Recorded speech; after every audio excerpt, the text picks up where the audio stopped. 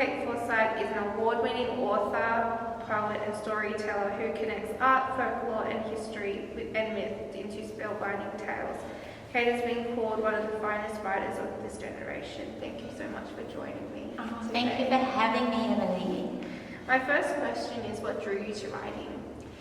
You know, I do get asked this question quite a lot, and it's a difficult one to answer because as far as I can remember, I always knew I wanted to be a writer. I always wanted to write. My mum says that I began writing poems and stories as soon as I got hold of a pencil. I was writing all through my childhood, and then when I wasn't writing, I was like composing plays and putting them on with my soft toys and things like that. I was always telling stories in one form or another. I wrote my first novel when I was 7. Wow. So I wrote it longhand in a school exercise book. It was 28 pages long, so it wasn't really a novel, but I made it look like a novel with a title page and chapters and... Was it a novella? I was only 7. And the story doesn't really make much sense, but it's really cute. And after that, I pretty much wrote a novel a year until now. Did you get more inspiration as you went through school with doing narrative writing and everything, or you just had it through the stories that you engaged with? I think the answer to that is both. So I think I was inspired by the books I was reading, and which I loved so much. But my favourite class at school was always creative writing. I can remember whenever the teacher would say, "All right, let's get out your notebooks and your pencils, and we're going to do some narrative writing." Most of the class would go, and I'd go, oh, and then I could not wait to get the point of my pencil onto that page, and then I'd be off and racing. I've never had any trouble thinking of ideas of things to write about. But as I went on through school, I was lucky enough to have some really amazing teachers, English and history teachers, who were really, inspirational women that, fired me up and gave me amazing books to read and widened my reading horizons and helped me know how to take my path forwards. I always knew I wanted to be a writer. I never, ever, faltered in that. So for me, it was a matter of, this is what I have to do. How can I do it? How can I make it happen? And so having the guidance of, my teachers throughout school and then into university was really, really helpful for me. Did your love of history and English guide you into more the historical fiction genre and retellings that you do with your writings? Yeah, I think it's because I've always loved history so much. So when I was a kid growing up, my 2 favourite genres of fiction to read were history and fantasy. So I would say long ago, far away. And I did read books set in contemporary times because I read everything, but they didn't enchant me and transport me in the same way. I always imagined I would write the type of books that I love to read, which is actually excellent advice for an aspiring author. So all of my books draw together history, mystery and magic in new and surprising ways. I think that's what I do. So you got your latest book, Psyche, is with the Eros and Psyche retelling. What aspect of that pairing inspired you to do a retelling? So I've always loved the myth. It was probably the first myth I ever really encountered as a child. I loved it because it's the only ancient myth that has a young woman at its heart. In most ancient myths, the girls, are turned into cows or trees, or have their hair turned into hissing snakes, or chained up for a sea serpent. Bad things happen to women in myths. But Psyche is the only one where she is the protagonist, where she is the hero of the story. And I always loved the fact that she is the only mortal to travel to the underworld and back. She just defied everything about gods and mortals. So I always liked the myth. The first time I read it, I was about 11 or 12, and I straight away felt that it was familiar to me, and that is because the Eros and Psyche myth is let's say, the source of Beauty and the Beast, Yeah. which is one of my own personal favourite fairy tales. It's one of my favourite tales Yeah. as well. I've always loved it, and it's a fairy tale I've actually worked with in my creative work again and again. And so I think that's the reason it drew me, that I was drawn so strongly to Psyche, was because it has that fairy tale quality that I love so much. I don't know if you know this, but when I was a little girl, I was really sick, spent a lot of time in hospital, and books that helped me escape, the loneliness and the fear and the pain and the illness were the ones that I needed. And so fairy tales, fantasy history, these types of stories enabled me to escape the awfulness of what my life was like then. And that, I think, is a big part of why I'm drawn to this type of tale. I think a lot of people are drawn to those type of tales as well, that you can just escape from whatever you're dealing with in your life. You can just sort of jump into another world with other characters and just explore. All through my life, no matter how sad I've been, or how sick I've been, or how lonely I've been, books have always been there for me. One of my favourite quotes about art says, the purpose of art is to disturb the comfortable and comfort the disturbed. Okay, so I needed comfort, and that's what my books offer to others, is that ability, a portal to escape anything that might be troubling you in your life, and for a space of time be somewhere else. And everyone needs that. I think it's perfect. I think so. I know that's what I look for when I'm reading now. Definitely. When you start your writing, where do you start in your writing process? What's your starting point? Is it the idea, or is it just the myth itself? So, every book germinates in a different way. Sometimes it's just like a bolt of lightning out of the blue. I've got no idea. The idea just comes into my head, and then I'm electrified by it. I go, oh my God, that is such a good idea. I can't wait to write that one. And other ones are sort of things that I've held in my imagination for a long time, like a little piece of grit that slowly turns into a pearl. Psyche was a pearl. I've been thinking about this story for absolute decades. How do I start? I always start with the story. The story is absolutely paramount to me. And then I begin to see how I can turn my idea into narrative, plot, character, setting. I never choose the setting. I never choose to write a book because of its setting. It's the story that needs to be set at that time. And so that's why my books are set in so many different places, so many different times. Character is everything. A story is all about one person's transformative journey. So I always start with character. I need to know who my protagonist is, what they fear, what they desire, what they're longing for, what their goal is, because that gives me the shape of their journey. And once the characters come to life in my mind or in my imagination, well, then they're like real people. So they just talk and act and think and feel, and I'm just there. You're writing it down for them. I'm writing it down their for them. story. Yeah, that's right. So if you don't know your characters, writing is really hard. But if you're intimately connected with your character, then they tell the story for you, and that's a really beautiful, exciting, addictive kind of a feeling, and very empowering.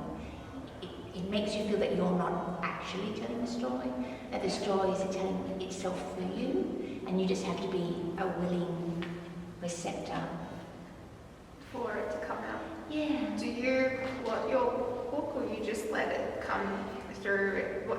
Do you jump around scenes or just No. whatever the... I do plot quite carefully because my stories are big and complex and difficult.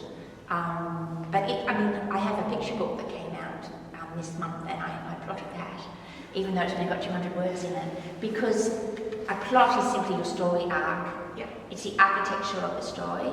And also, I'm a professional writer. I'm a career author. I make my living from my writing. I don't do anything else. I'm a full-time writer, which means that I have the tyranny of deadlines. Yes, and you need to hit. Exactly. I can't take 10 years to write a book because my publisher would have published 10 other people in that time. So I plot very carefully, but that doesn't mean that my plot is fixed. My plot grows and changes with the story. I'm always, new ideas come all the time. It's not a scientific formula. It's a guiding light that shines and shows your path opening up before you.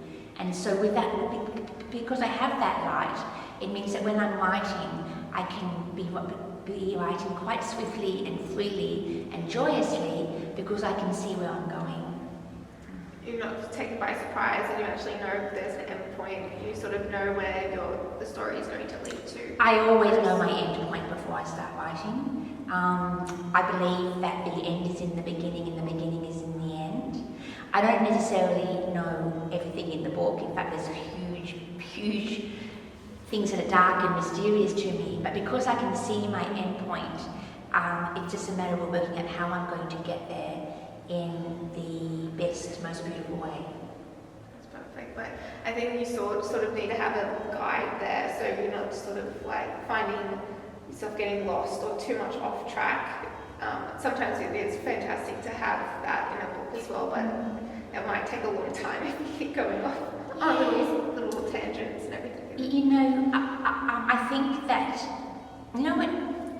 of course you do because you're a big reader like me, when you open a new book and you read the first couple of paragraphs and then you go, oh, thank heavens, I'm in the hands of a master. This is going to be a great book. I can just settle down now and I can read. I know I'm going to love this book. Yeah. But other times you read it and you slog on and you slog on and you go, hang on, who are all these people and what's happening and where am I?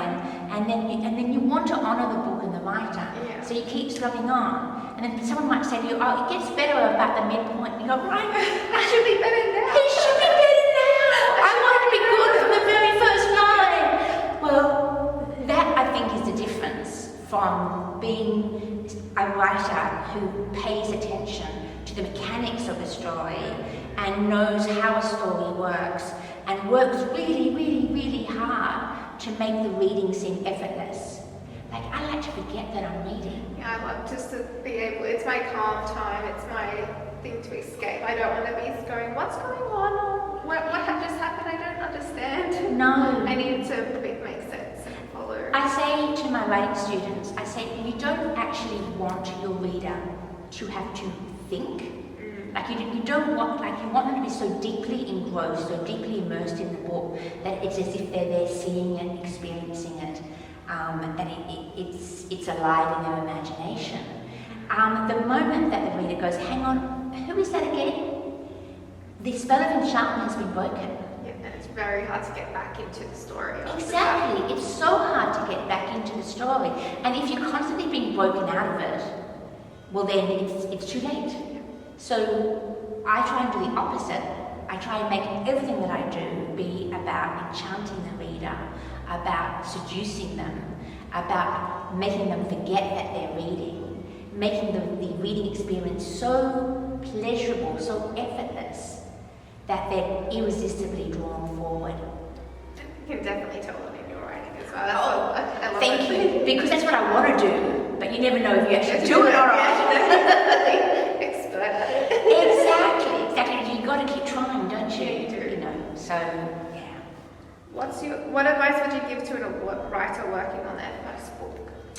What advice would I give to a writer working on their first book? So, the first piece of advice that I would give is to write often.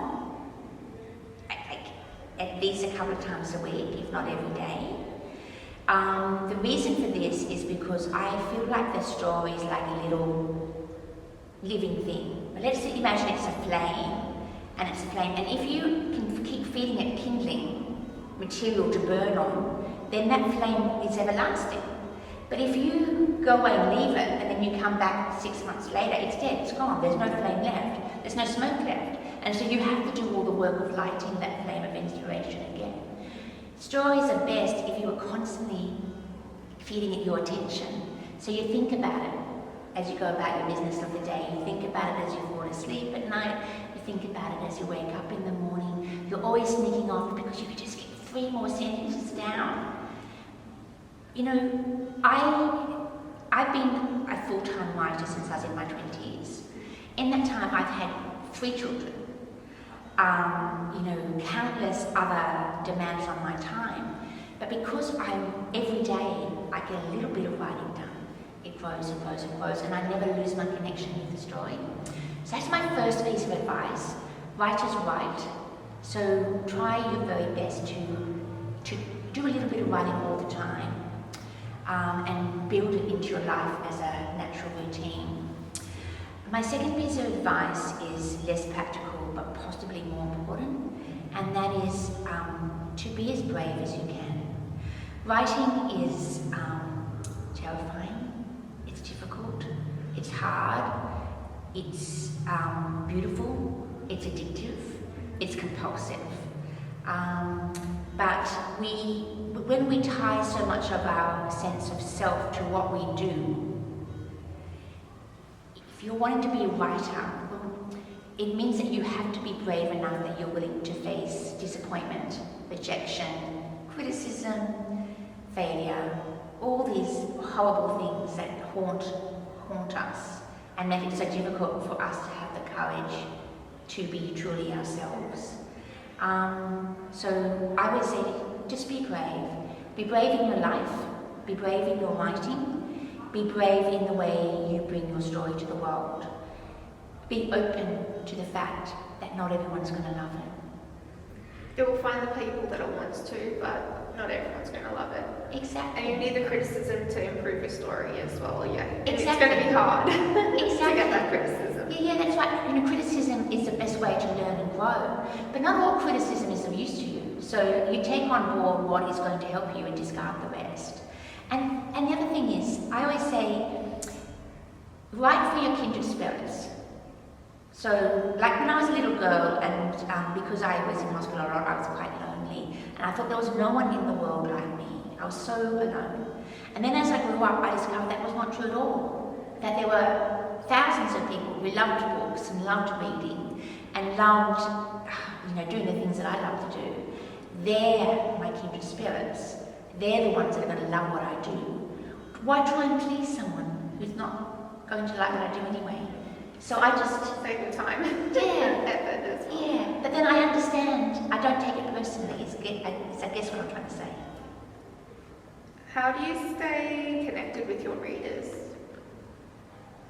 That's the beautiful thing about writing now, because we can be connected to like-minded people all over the world, and that is, of course, what social media does for us, and also what events like this do. We're together at the book fair.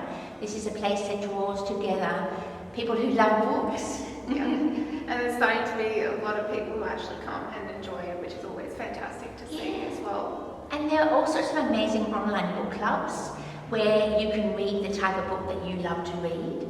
It's private book clubs, you often have to pick the books read the books that other people have picked for you.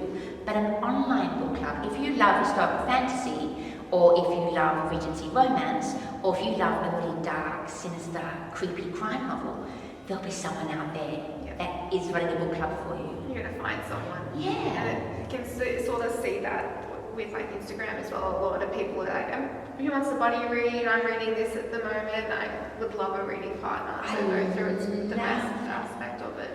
Yeah, I love Instagram, partly because it's visually beautiful, and partly because it's really kind of, where all the creative arty people hang out, and partly because it's another form of self-expression. You know, we all have cameras now, we all have access to, we can make things that express our personality in a way that we couldn't, you know, in any time of history before now. And it's constantly changing as well, like, and different ways we can all share what we're loving as well. It's fantastic to see. Yeah, and we find, like, there are ways that we can find like-minded people. It's the best thing about social media now, I think. Yeah. And my final question is, who's the biggest supporter of your writing? Who's the biggest supporter of my writing? I would have to probably say my family. But no, actually, I'm going to change that. I'm going to say my readers. Like, you know, here today, I've had people bring me great piles of my books to sign, and their story is always similar.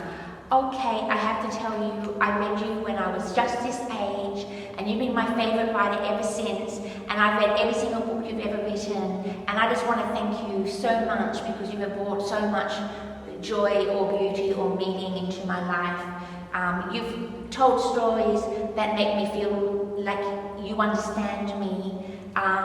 Thank you for what you have given me. Now that, I can't tell you how beautiful and moving that is. And that's what a writer like me needs, is for people to love my books and keep on buying them. I think that's one of the perfect things with these events, because you can actually go and meet the authors that you absolutely love their books of, and you can have that conversation with them as well. And it goes both ways, like author and the readers both love that interaction as well. I think so too. I mean, you must remember that I spent months and months and months in like a dark cell, which is my beautiful writing room that I love. And I'm there working with creatures of the imagination. So to be able to go out and meet real living people is actually really special. Yes, definitely. And it's also to have people appreciate the book, and you can actually have that feedback saying, I absolutely loved it as well. I know, I mean, if you love a book, tell the author so. And if you don't love a book, there's no need to tell them so. Keep it quiet, that's okay. Exactly. The authors might know that not everyone likes it, but they don't need it here. No, that's right. Well, thank you so much for your time today. Oh, it's been busy. It has been busy, but it's been such a pleasure. Thank you for having me, Emily.